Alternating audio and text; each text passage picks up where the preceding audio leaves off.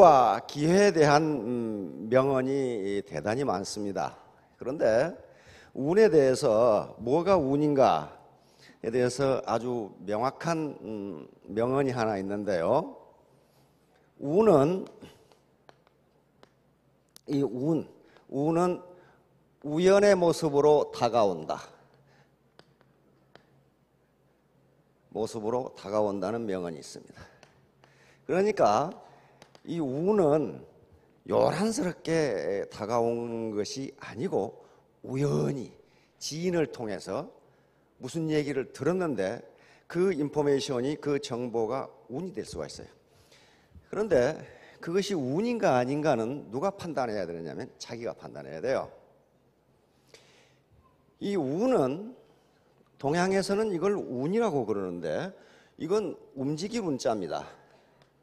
움직일 운 또는 돌운, 그 다음에 옮길 운자입니다.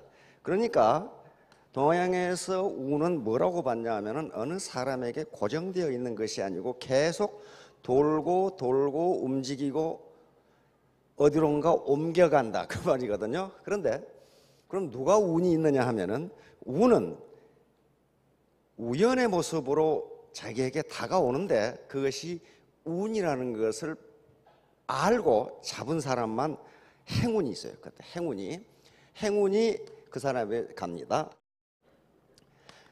그런데 우리가 토마스 에디슨은 모르는 사람이 없습니다. 토마스 에디슨은 운 또는 기회를 어떻게 정의했냐면은 기회 또는 운은 노동자 복장을 하고 있다, 이렇게 정의를 했어요. 노동자 복장을 하고 있다.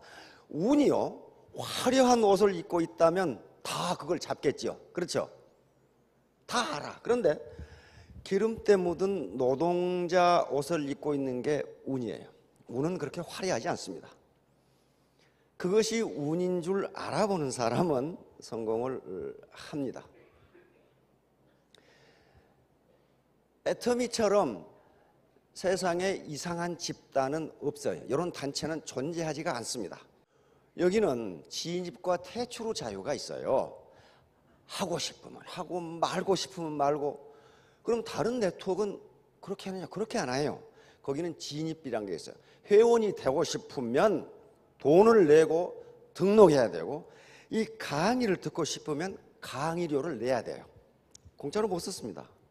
강의료 무지하게 비싸요. 얼마 전에 그저 무슨 인문학 강의한다고 신문에 났더라고요. 뭐 일주일 강의한다나 뭐 며칠 강의한다나. 인문학 강의 있죠. 제가 하는 저 자강불씨 후덕점 요 강의한다고 신문에 회원 모집 거르는데 일주일인가 뭐 열일인가 하는데 회비가 300만 원이에요. 그거 아무나 듣는 게 아니에요. 돈 내고 들어야 돼요. 그 다음에 다른 네트워크에서는요, 매월 일정 금액 이상 사지 않으면 수당을 안 줘요. 제가 지금 이야기하는 것은요, 그런 네트워크 회사는 나쁘고 우리 회사는 좋다, 그런 얘기가 아닙니다. 다르다예요, 다르다. 어떤 것이 좋고 어떤 것이 나쁘다고 하는 가치 판단이 개입된 게 아니고 가치 중립적인 얘기를 한단 말이에요. 지금 그러니까 그런 회사도 있고 이런 회사도 있다. 서로 다르다예요. 다르다. 그런데 우리는 법적으로 35% 수당을 주도록 되어 있습니다. 35%를 주라는 게 아니고 35% 이하를 주라. 이하를. 그 이상 주는 것은 0.001%만 넘어도 불법으로 처벌을 받습니다. 그 이상 주면 왜 그러겠어요? 사기를 치니까 그래요. 비싸게 받아먹으니까 그래요. 정부는 그걸 통제를 한단 말이에요. 그런데 수당도 애터미에서는 월 5천, 즉 연봉 6억으로 제한을 하고 있습니다. 나눠줄 수 있는 파이는 35%이기 때문에 누군가 많이 먹으면 누군가는 적게 먹어야 돼요. 그렇잖아요. 그렇죠? 그래서 혹시 여기 계신 분 중에 나는 월 5천으로는 양이 차지 않는다, 나는 월 1억은 벌어야 되겠다 하는 분은 당장 여기서 나가서 다른 데로 가십시오. 그러면 거기 가시면 우리 A 모사 같은 경우는 연봉 70억이 넘습니다. 한 리더는 말이죠. 미국 같은 경우는 1000억이 넘어요. 그런데 한 사람이 70억을 먹고 1000억을 먹으면 다른 사람은 어떻게 돼요? 굶어야 돼요. 다시 말하면 소득 분배가 대단히 불공평하게 이루어져요. 그것이 좋다 나쁘다의 문제가 아니고 다르다는 거예요. 다르다. 그런데 애터미는 프리 엔트리이기 때문에 온갖 사람이 다 들어요. 경력, 학력, 나이, 가치관, 종교, 스펙이 전부 달라요. 그런데 이렇게 다른 사람이 모인 경우에만 뭐가 나오냐 하면은 집단지성이 나와요. 집단지성은 여러 사람이, 즉 서로 다른 사람이 독립적인 개체가 모여서 마치 하나처럼 활동할 때 나오는 지성, 이걸 집단지성이라고 그래요. 그런데 그걸 또 옛날에는 다른 말로는 시너지 효과라고 그랬단 말이에요. 근데 시너지는 반드시 다른 사람이 만났을 때만 나와요. 시너지가 무엇인지 잘 모르시는 분은 청춘 남녀가 만나서 애를 낳는 게 시너지예요. 두 사람이 만났는데 세 사람이 됐잖아요. 이게 시너지예요. 그런데 같은 사람이 만나면 나오지가 않아요. 여자끼리 결혼했다든가 남자끼리 결혼하면요 절대로 거기서 시너지가 나오지가 않아요.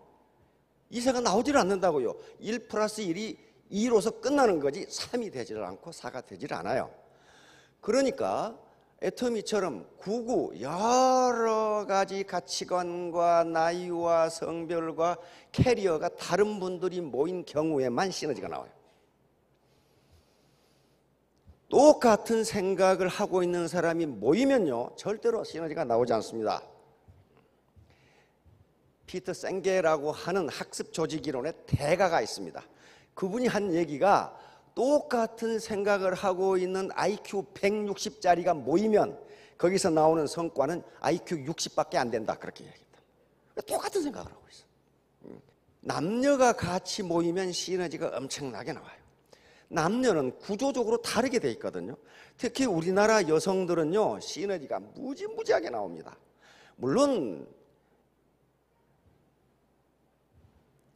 남자는 80이 돼도 철딱서니까 안 된다고 그러죠. 철없다고 그러죠. 그 여자는 20대만 돼도 철이 들어요. 그럼 여자가 더 좋으냐? 안 그래요. 여자는 또 80을 먹어도 소갈머리가 없어요.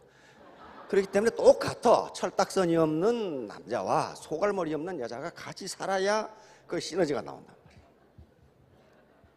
근데 제 경험에 의하면 남자는 모노팡션이에요. 한 가지 일밖에 못해. 지금 프로야구의 9회 말 투아웃의 만루인데 마누라가 뭐라고 그래도 아무 소리가 안 들려. 밖에서 대포가 터져도 안 들려요. 그것만 이렇게 보고 있어. 그러나 우리 마누라 밥 짓는 걸 보면은 이건 말티팡션 중에 말티팡션이에요. 아주 다기능을 한꺼번에 수행해. 이쪽에서는 밥통에서 칙칙칙 하면서 밥이 돌아가. 이쪽에서는 찌개를 끓이는데 뚜껑을 열어놓고 온갖 걸 썰어놓고 고춧가루 넣고 멸치대가리 넣고 무슨 양파 썰어놓고 이게 순서대로 그대로 들어가요. 그런데 그것만 하느냐면 이쪽에는 전화기가 이렇게 들려 있어요. 이렇게 전화기가 뭐라고 하는데 순서가 전혀 들리지가 않아. 이쪽으로는 전화를 들으면서 이쪽 귀로는 텔레비전의 연속극을 다 간섭해. 남자놈이 양다리 걸치면 저 때려 죽일 놈 하고 이쪽에서 뭐 어쩐다고 아니야 뭐 그러면 또 계속해. 뒤통수로는 아들놈이 공부 안 하고 게임 하는 걸 다 알아. 이놈아 그만하고 공부해 그런단 말이야. 다 알아. 그때 택배가 왔다고 띵동 그래. 그러면 이거 하고 양파 까면서 가가지고 문 열어가지고 택배는 발로 이렇게 또 밀고 와 이렇게. 이게 거의 한꺼번에 이루어진다고. 한꺼번에. 남자는 그걸 못해요. 한 가지만 딱 해요. 한 가지만. 프로야구 9회 말 투아웃의 말루 그것만 보고 있어. 그것만. 아무 소리도 안 들려. 이때 구찌 가방을 사달라고 하면 돼요. 네, 구찌 가방 하나 사면 되죠? 알았어. 지금 여기엔 지금 야구만 있는 거지.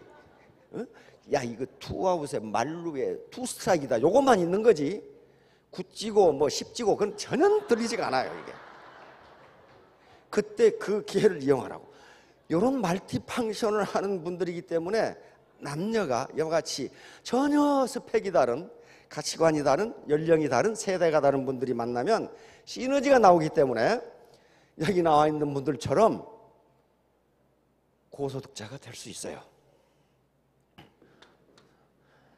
자, 재승박덕. 요건 재주는 있는데 덕이 없다 그 말인데요. 여러분 삼국지 읽어보셨죠?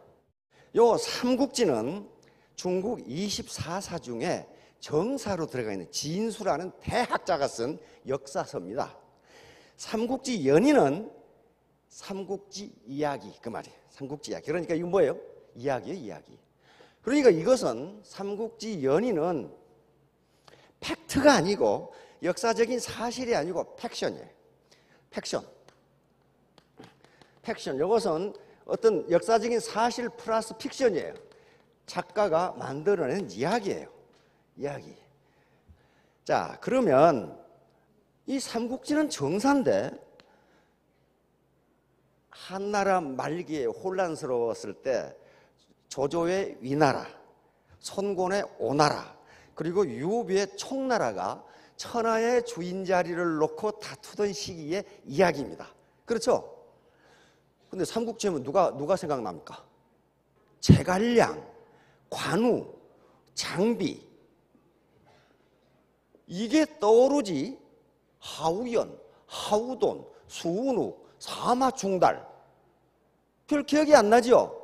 그런데 나중에 제가 이름 부른 사람들이 삼국지의 주인공이에요. 사실은 역사에는. 역사는 주인공이에요.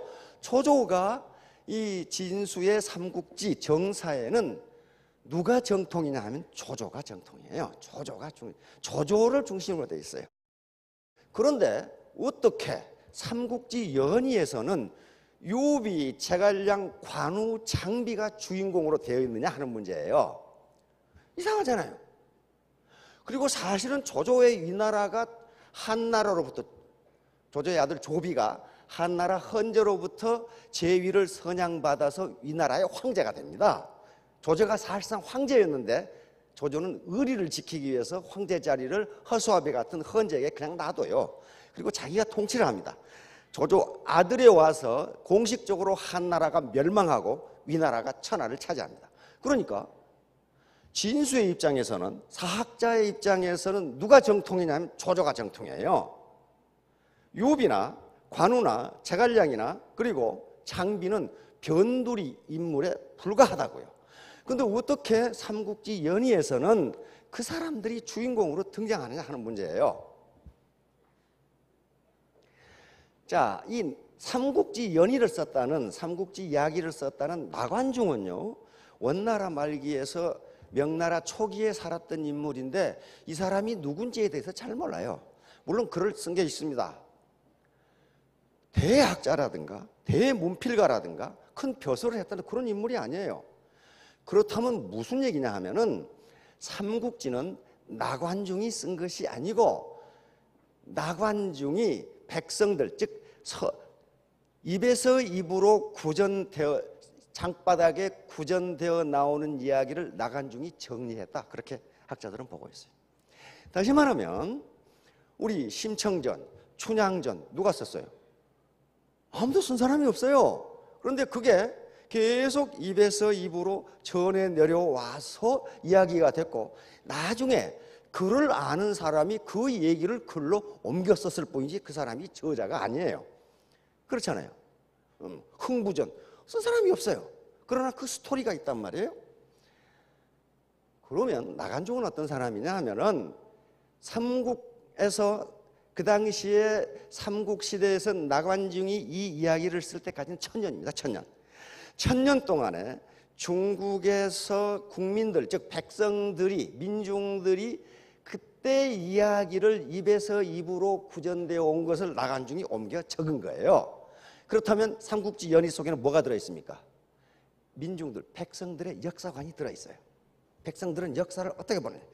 역사를 기술하는 방법은, 역사를 기술하는 세력에는 세 가지가 있습니다. 하나는 진수처럼 역사학자가 사실을 중심으로 역사를 기록하는 거예요.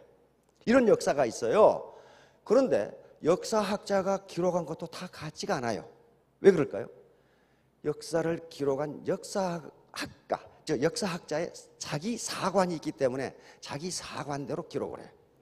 우리 국사 교과서 가지고 여러 가지 책이 나오죠. 동일한 사건을 가지고도 그걸 어떻게 보느냐에 따라서 학자마다 다 달라요. 그런데 그것은 다른 거지 옳다 그르다의 문제가 아닙니다. 그래서 역사학자가 역사를 기술하는 방법이 있어요. 그게 진수가 기술한 삼국지입니다. 진수는 어떻게 봤느냐? 위나라, 조조의 위나라가 정통이라고 보고 기술을 했어요. 그 다음에 문학자들이 소설이나 문장으로 역사를 평가하는 게 있어요. 문학자들이. 그리고 민중들이, 일반 백성들이 역사를 평가하는 게 있는데 그것은 설화의 형식으로 이어내려옵니다. 우리는 그것을 야사라고 부릅니다. 야사. 야사는 누가 만들었는지는 모르는데 이야기로 전해 내려오다가 문자를 아는 사람이 기록해 놓은 거예요. 그러니까 야사가 됐건 문학자가 기록했건 역사학자가 기록했건 어떤 것이 좋고 어떤 것이 나쁘다의 문제가 아니고 거기에는 그 사람의 역사관이 들어있단 말이에요. 인간관이 들어있어요. 어떤 경우에는 그래서 야사가 맞는 경우가 있어요. 왜냐하면 역사는 누가 기록하냐 하면 승자가 기록합니다. 승자가 기록하기 때문에 앞에 패자를 천하의 잔인부도하고 나쁜 놈으로 항상 기록을 해요. 무능하고 나쁜 놈, 가렴주구, 황음무도 이렇게 전부 기록해놔요. 그리고 뒤에 이긴 사람은 천명을 받아서 인자하고 덕이 많고 이렇게 아주 좋은 사람으로 기록을 하기 때문에 역사학자들은 그 이면을 보고 해석합니다. 아, 이건 승자가 기록했구나. 이렇게 해석을 해요. 그런데 더 정확한 것은 누가 설화로 백성들이 그 얘기를 역사학자들이 역사를 기록하면 백성들은 어떻게 합니까? 에이, 그거 아닌데. 그러면서 입에서 입으로 전해내려요. 삼국지도 그렇게 된 거예요. 천년간 민중들, 백성들 입에서 이야기로 전해 내려온 것을 원말 명초에 나관중이라는 사람이 정리한 거예요. 그 핵심에는 진실이 들어있단 말이에요.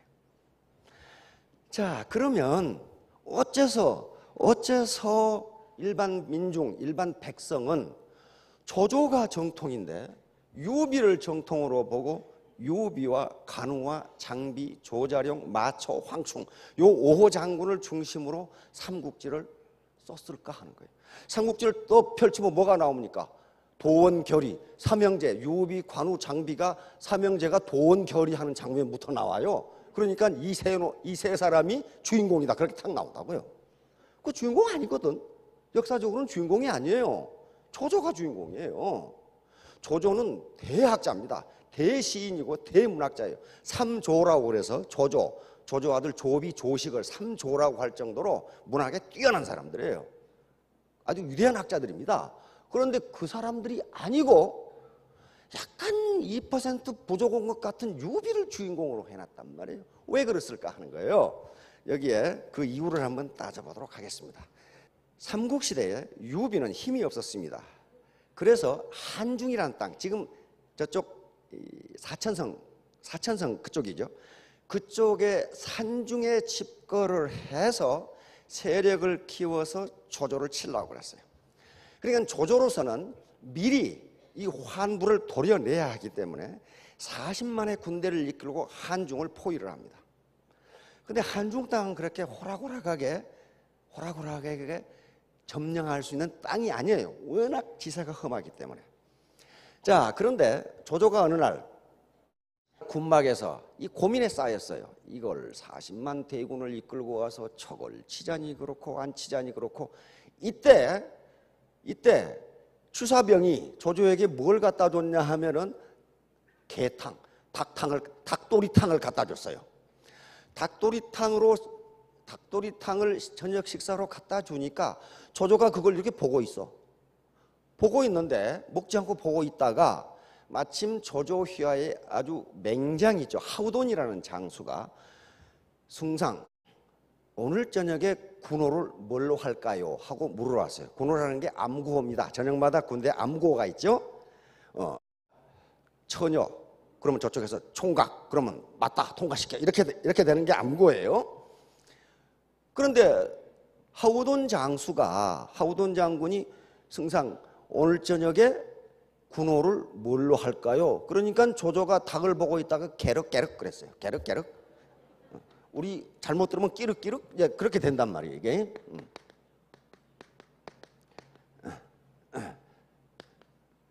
게륵 그랬다. 게륵. 게륵은 닭개자에다 갈비륵자입니다. 닭갈비 그 말이에요. 오늘 저녁에 암구호를 닭갈비로 해라 그 말이에요.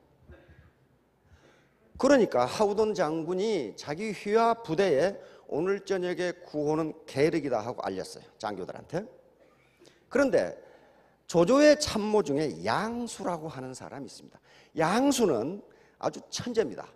천재인데 일반적으로 천재는 성격이 좀 괴팍해요. 천재치고 괴팍하지 않은 사람은 좀 이상한 사람이에요.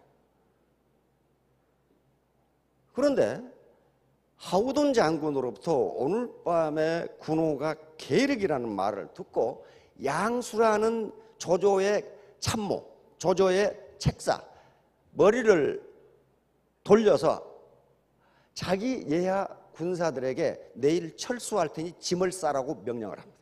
짐을 싸라고. 그래서 하우돈 장군이 가만히 보니까 내일 공격 준비를 해야 되는데 이놈들이 철수할 짐을 싸고 깜짝 놀래가지고 양수를 불러가지고 당신 무슨 근거로 내일 철수하니까 짐을 싸라고 그랬느냐. 그러니까 양수가 하는 말이 승상이 오늘 저녁에 군호를 게륵으로 전한 걸 보면 내일 철수 명령이 떨어질 거다. 그렇게 얘기를 해요. 왜냐하면 게륵은 닭갈비는 먹자니 먹을 게 없고 버리자니 아깝고 이게 게륵이에요. 그러니까 조조가 닭 요리를 보고 게륵이라고 무심결에 이야기한 것은 한중 땅이 그렇다 그 말이에요. 지금 저걸 먹자니 먹을 게 없고 버리자니 아깝고 지금 저걸 쳐서 이긴다는 보장도 없고 또 이겨봐야 별 소득이 없고 그런데 여기까지 40만을 끌고 와서 그냥 가면 천하의 웃음거리가 되고 그래서 지금 고민하고 있는 중이에요. 그러나 결국 실리를 따져서 조조는 내일 철수할 거라고 양수는 생각합니다.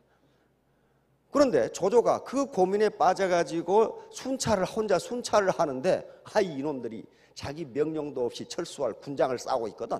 깜짝 놀래가지고 하우돈 장군을 불러가지고 왜 이마 공격 준비를 하라는데 군장을 싸냐 그랬더니 양수가 그렇게 이야기했다 이거야.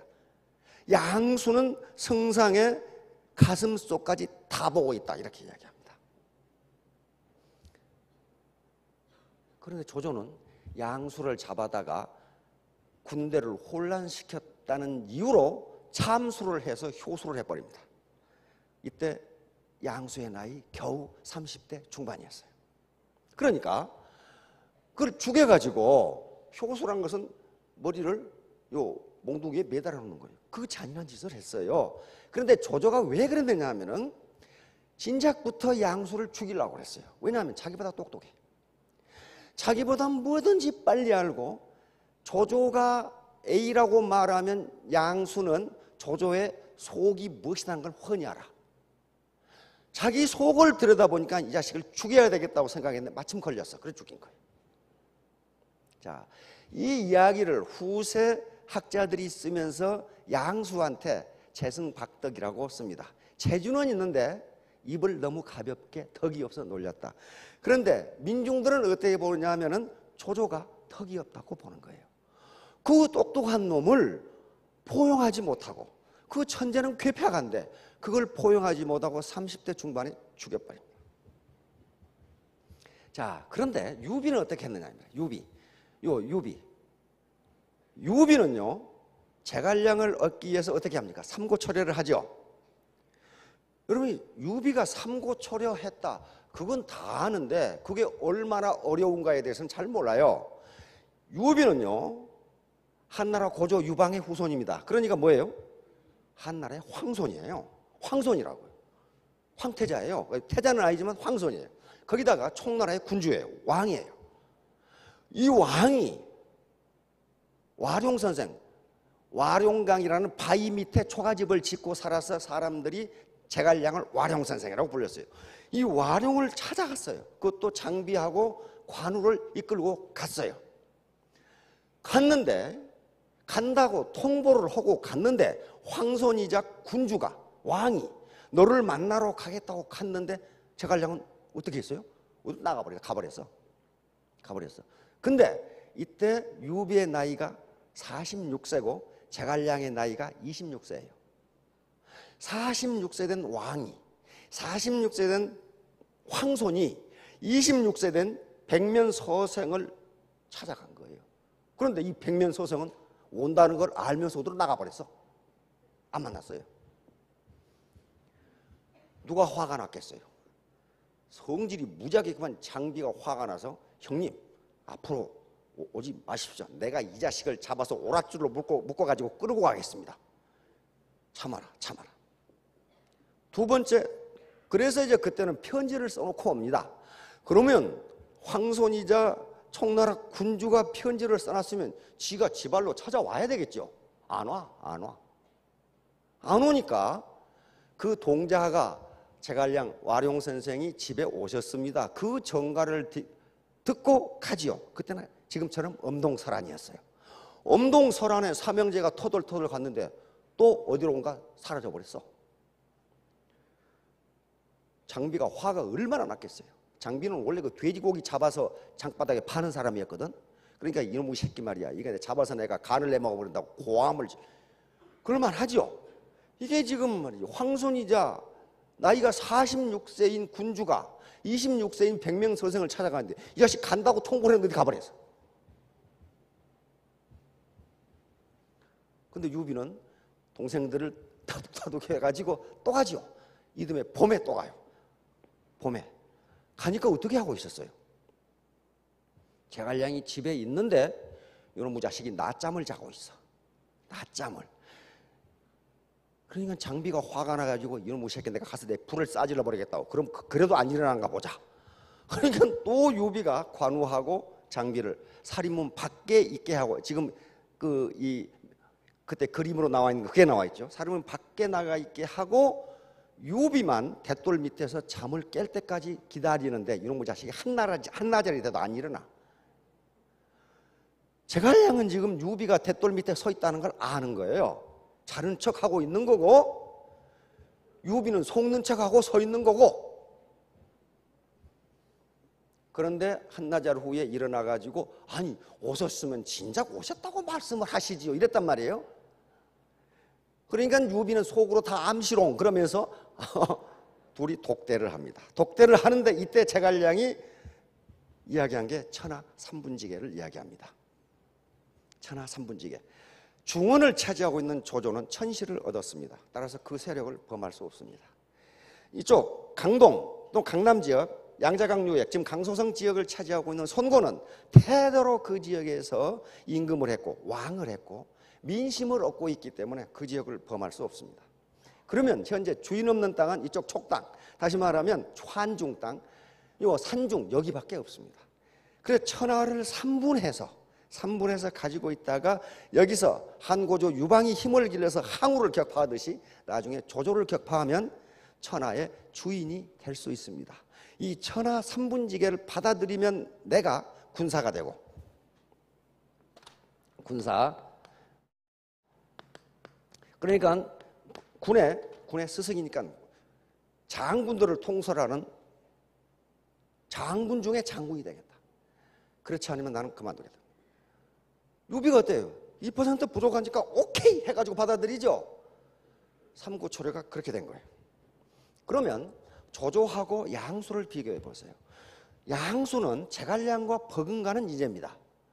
그런데 조조는 요놈이 자기보다 똑똑하다고 생각해서 죽여버렸고, 유비는 자기보다 훨씬 똑똑한 제갈량을 아주 극진했어요. 극진했어요. 제갈량의 말이랑 뭐 다 들어줬어요. 그럼 누가 불평하겠어요? 의형제인 관우와 장비가 불평을 해줬게요. 그 삼국지 정사에 나와 있어요. 뭐라고 했냐? 그러니까 그 불평을 듣고 유비가 뭐라고 했냐면, 내가 제갈량을 얻은 것은 고기가 물을 얻은 것과 같다. 너희들은 이후로는 다시는 불평하지 말라. 이렇게 딱. 그 뒤로 불평하지 않았다. 이렇게 되어 있어요. 그래서 뒤에 나옵니다만 수어지교라는 말이 거기서 나옵니다. 물과 고기의 관계다. 그렇게 얘기했어요. 그렇게 생각해요. 그런데 왜 제갈량은 자꾸 거기 등장하느냐? 유비는요, 그 아들이 유선입니다. 유선인데 거기는 유비가 2% 부족하다면 그 아들 유선은 4%가 부족해요. 그래서 역시 유비는 인물입니다. 유비가 유언을 남겼어요. 제갈량에게 만약 제2세 유선이 황제로서 적합한 인물이 아니라면 이걸 제거하고 제갈량 당신이 황제가 되세요. 그렇게 유언까지 했어요. 그런데 제갈량은 어떻겠습니까? 그 유비가 베풀어진 덕을 못 잊어서 그 4% 부족한 유선에게까지 견마지로를 다 했어요. 바로 그 유명한 조조를 치러가면서 유선에게 올린 바로 상소문이 출사표예요. 출사표. 그건 한학을 하는 사람은 누구나 다 알죠. 워낙 명문이기 때문에. 그게 유비에게 올린 게 아니고 그 아들 유선에게 올린 거란 말이에요. 출사표가. 그러니까 민중들은 어때요? 이런 덕 있는 인물을 볼 수가 없잖아. 자기가 힘이 있으면 우리 수양대군처럼 단종을 죽이고 지가 왕이 돼요. 근데 제갈량은 그렇게 하지 않았어요. 그것도 선왕이 그렇게 하라고 그랬는데도 안 했어요. 왜? 유비가 자기를 생각해 준 그 은혜를 잊지 못해. 그대로 한 거예요. 그래서 제갈량의 이야기가 내려오면서 삼국지에 있는 진수의 삼국지에 있는 제갈량의 능력보다 그 능력이 점점 불어나. 뭐 동남풍을 불렀다는 둥? 왜? 이 사람을 계속 칭찬하고 싶거든 지금. 이런 덕을 가진 분이니까. 그럼 관우는 어떠냐? 관우. 유비가 아무 힘도 없이 거의 유리걸식이나 다름없는 생활을 할 때 관우가 조조 밑에 있었죠. 그때 적토마도 없고 그랬죠. 그런데 관우는 조조 밑에 있으면 권력을 얻을 수 있고 잘 먹고 잘 살 수 있어요. 관우가 그 당시 중원을 차지하고 있고 한나라 황실을 장악하고 있기 때문에 얼마든지 그럴 수 있어요. 그러나 관우는 도원결의했던 의형제를 맺었던 유비를 못 잊어서 그런 걸 다 물리치고 그 어려움을 뚫고 유비에게 다시 갑니다. 이게 뭐예요? 민중들이 생각해 이렇게 의리 있는 사람이 없어요. 그러니까 관우가 나중에 어떻게 됩니까? 유비보다 더 받들게 돼요. 어떻게 이렇게 의리 있는 사람이 있을 수가 있냔 말이에요. 자기 군주가 지금 떨떠름한데 맨날 지금 주거지도 없이 떠돌아다니는데 조조 밑에 있으면 잘 먹고 잘 살고 출세하는데 그거 뿌리치고 우형제인 유비한테 찾아간단 말이에요. 그래서 관우가 신앙의 대상이 됩니다. 이렇게 의리 있는 사람이라면은 우리나라에도 유비 사당은 없는데 관우 사당은 도처에 있었어요. 지금 하나 남아있는 게 서울의 신설동에 가면 동묘라는 게 있어요. 서울 분들 아시죠? 동묘.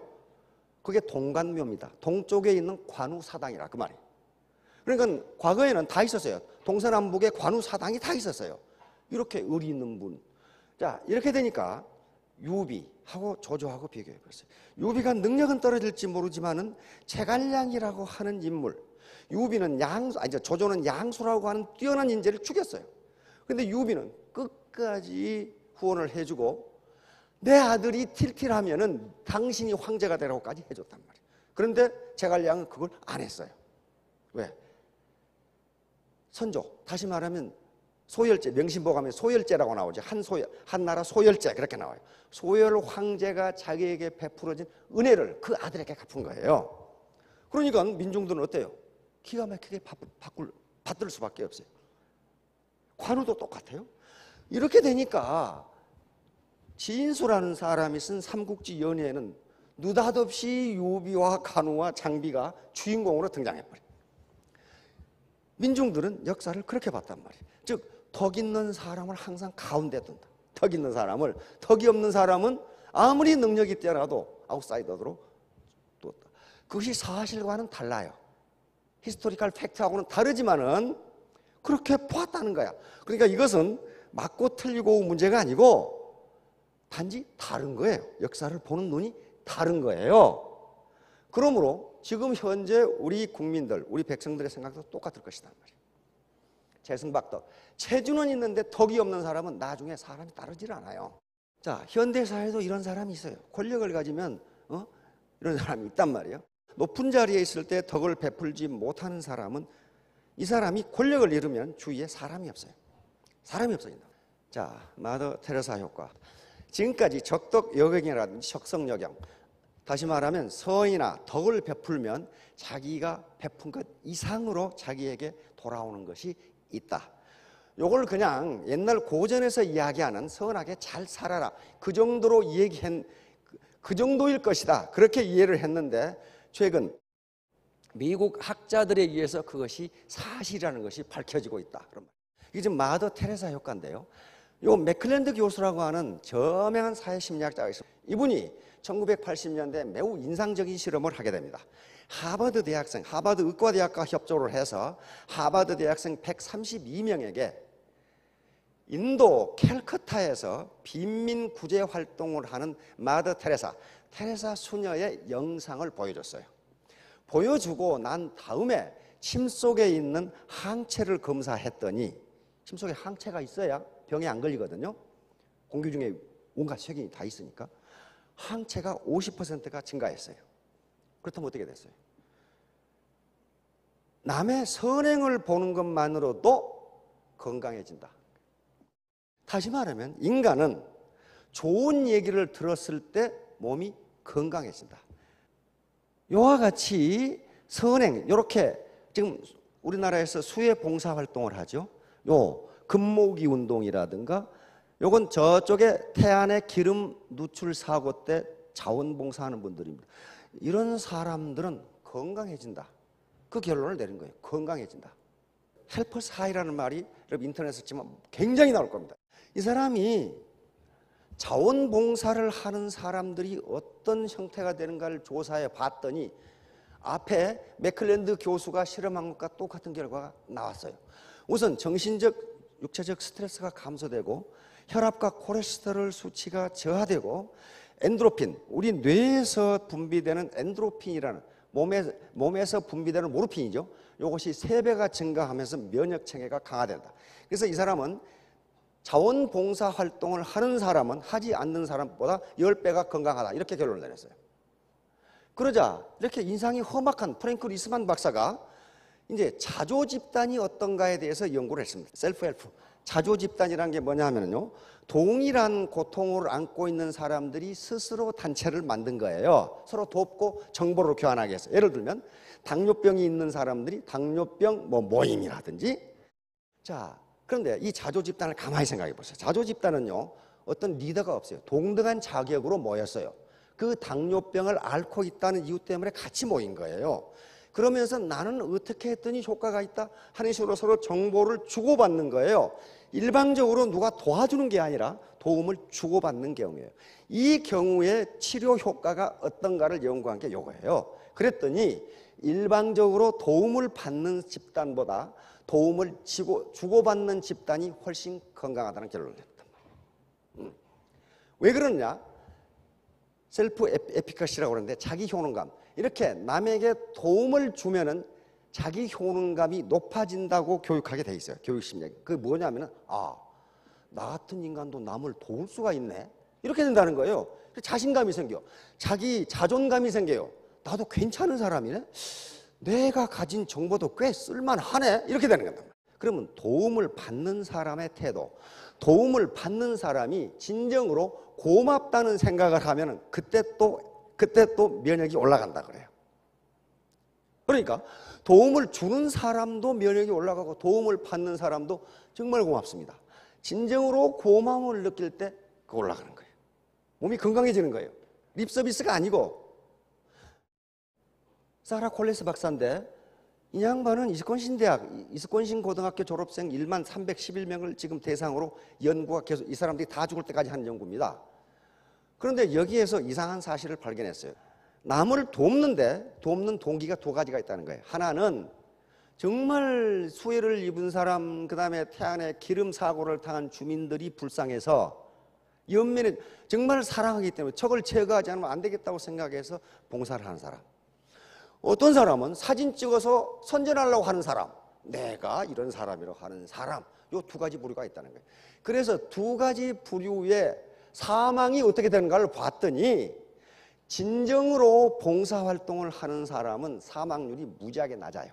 60대, 70대에서 사망률이 1.6%밖에 안 돼.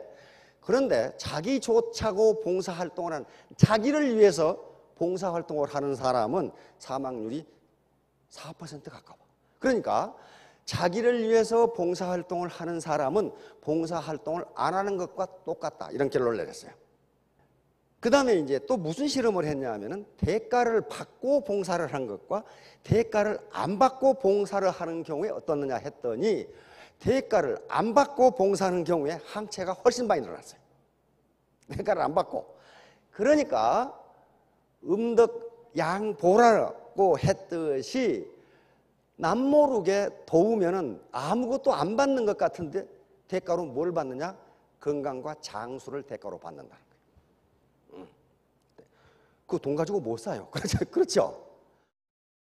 자, 이제 재심합력인데 이건 늘 하는 얘기입니다. 이거 가지런할 제자거든요. 마음을 가지런하게, 다시 마음을 한 마음으로 힘을 합한다. 마음을 합한다. 요 얘기입니다. 힘을 합하면 물리학적으로 같은 방향의 힘이면 그냥 합하면 됩니다.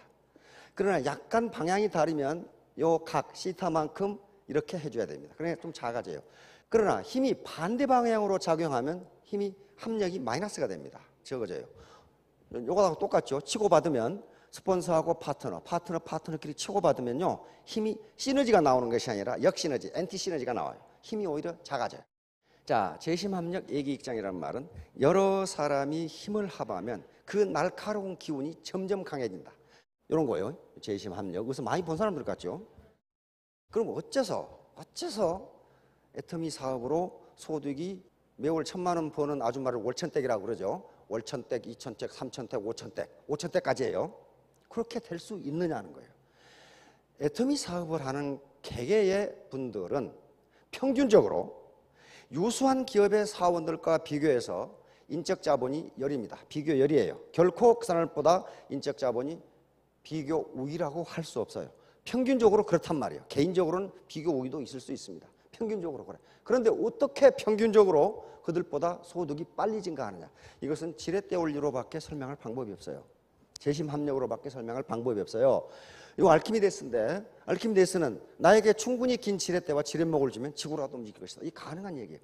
자, 여기에 지금 돌멩이가 있고 여기에 지렛대가 있어요. 여기에 지렛목이 있고 요 힘, 요 F1하고 D1 요걸 이렇게 이 거리죠. 거리를 곱해 준 것이 이거 곱하기 이거하고 같아요. 그러니까 요 D1이 요 지렛대가 길면 길수록 작은 힘으로 큰 무게를 들어 올릴 수가 있어요. 여기에 이게 소득이고 이게 F2가 소득이라고 합시다. 소득이고 요게 자기 사업 라인이에요. 자기 파트너 라인이란 말이에요. 이 라인이 길면 길수록 작은 힘으로 큰 소득을 들어 올릴 수가 있어요. 그런데 요 라인이 튼튼해야 돼요. 길기만 기는데 흐리멍텅해가지고 눌렀더니 부러져 버렸다. 그러면 들어 올리지를 못해요. 그래서 이때 바로 리더의 덕이라는 것이 필요하다는 거예요. 그러므로 요 라인을 기계 소비자 집단을 광범위하게 만들어야 되고 그러면 내가 적은 힘으로도 큰 소득을 들어 올릴 수가 있습니다. 자, 오케스트라와 재심합니다. 오케스트라는 한 큰 것은 100여 명이 각기 다른 악기를 연주합니다. 그리고 연주하는 부분도 달라요. 그러나 지휘자의 지휘에 따라서 자기가 연주할 부분만 연주합니다. 그렇죠? 그래야만 하모니가 이루어져요. 자기가 연주하고 싶다고 연주하고 연주하기 싫으니까 안 하고 그렇게 하지를 않아요. 그리고 바이올린을 켜는 요 사람은 바이올린의 전문가이지만 바이올린만 켜야 되지 자기가 심벌즈도 두드리고 나발도 불고 다 하겠다. 그러면 이 음악회가 어떻게 되겠어요? 난장판이 될 겁니다.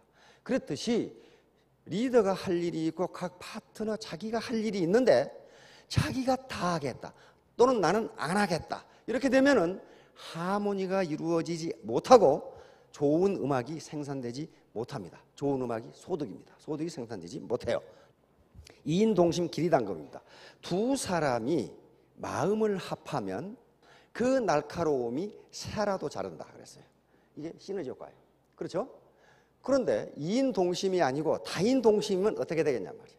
그건 쇠 아니라 다이아몬드도 잘 나요. 그러니까 애터미가 지향하는 것은 다인 동심입니다. 스폰서와 파트너가 한마음 한뜻이 돼서 사업을 옳은 방향으로 전개하면 아무리 강한 벽도 타고 넘을 수가 있다. 이거 집사광익도 마찬가지예요. 집사광익은 바로 제갈량이 한 얘기입니다. 여러 사람의 생각을 모아서 이익을 넓히자. 이게 우리가 지향하는 바란 말이에요. 내가 제일 똑똑하니까 내 생각으로 다 하겠다는 사람 치고 성공한 사람이 없었어요.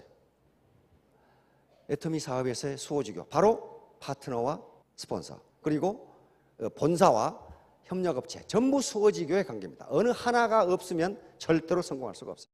티포텟은 영어로 툭 치는 것을 tit 그러고 오늘 받아치는 것을 텟 그럽니다. 이와 같이 덕을 베풀면 성공한다고 했는데 티포텟은 바로 잘못을 저지르면 바로 응징하겠다는 거예요. 회사는. 왜 그러냐면 가치관이 전부 다르기 때문에 제 마음대로 행동해서는 안 됩니다.